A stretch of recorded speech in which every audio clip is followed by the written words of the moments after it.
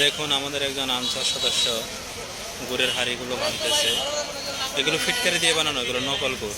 এই গুড়গুলাই আজকে আমরা খাচ্ছি। দেখেন কেমিক্যালযুক্ত এসব গুড় খেলে কী ধরনের ক্ষতি মানুষের হতে পারে। প্রশাসনের সুদৃষ্টি আকর্ষণ করছি।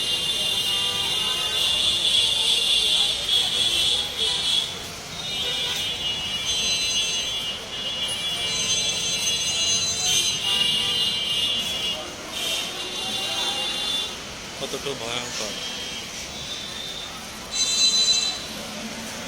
গুড়ের ছিটে ফোটাও নেই, যা আছে সব কেমিক্যাল।